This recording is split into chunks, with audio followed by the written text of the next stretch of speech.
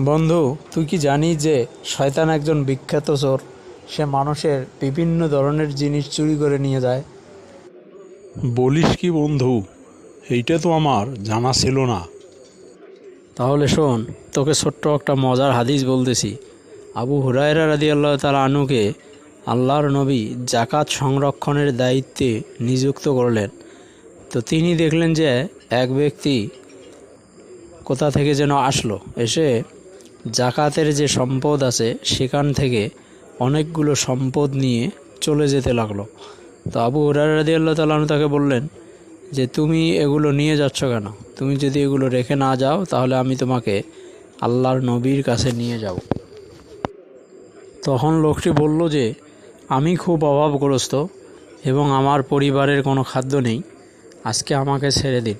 আবু হুরায়রা রাদিয়াল্লাহু তাআলা আনহু তাকে খুব দয়া করে ছেড়ে দিলেন। এরপর নবী করিম সাল্লাল্লাহু আলাইহি সাল্লাম তাকে জিজ্ঞেস করলেন, আবু হুরায়রা, তুমি রাতের চোরকে কি করেছো? তখন আবু হুরায়রা রাদিয়াল্লাহু তাআলা আনহু বলেন যে সে নাকি খুব অভাবগ্রস্ত, সেই জন্য আমি তাকে ছেড়ে দিয়েছি। আল্লাহর নবী বললেন যে সে মিথ্যা বলেছে এবং সে আবার আসবে। এমন ঘটনা আরও দুবার ঘটল, অর্থাৎ ওই চোর আরও দুবার এসে চুরি করলো। তো শেষবারে আবু হুরায়রা রাদিয়াল্লাহু তাআলা আনহু তাকে খুব কঠিনভাবে ধরলেন এবং বললেন যে তোমাকে আজকে আমি অবশ্যই নবীর ওখানে নিয়ে যাব। তখন সেই ব্যক্তি বলেছিল যে তোমাকে আমি একটা খুব গুরুত্বপূর্ণ বিষয় শিখিয়ে দিচ্ছি, যেটা জানলে তোমার খুব উপকার হবে। তখন আবু হুরায়রা রাদিয়াল্লাহু তাআলা আনহু তাকে বললেন যে কি সেটা? তখন সেই ব্যক্তি বলেছিল যে সেটা হচ্ছে যে আয়াতুল কুরসি। এটা যদি তুমি রাত্রিবেলায় সবার আগে পাঠ করো তাহলে তোমার জন্য একজন ফেরেশতা নিযুক্ত হবে, যে সারা রাত তোমাকে পাহারা দেবে এবং তোমাকে শয়তান ডিস্টার্ব করতে পারবে না।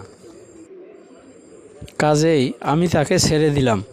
এরপর নবীজি সাল্লাল্লাহু আলাইহি সাল্লামকে এই ঘটনা বর্ণনা করা হলে তিনি বলেছেন যে এটা সে সত্যি বলেছে, কিন্তু সাবধান, যদিও সে এটা সত্যি বলে থাকে কিন্তু আসলে সে মিথ্যুক।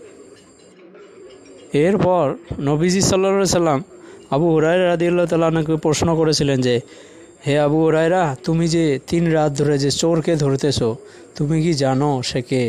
তিনি বলেছিলেন যে না। তখন আল্লাহর নবী বলেছিলেন যে সে আসলে ইবলিস, শয়তান। আচ্ছা রে, এই জন্যই মনে হয় আল্লাহ বলেছেন যে শয়তান মানুষের প্রকাশ্য শত্রু, অথচ আমরা মানুষ বুঝতে পারি না।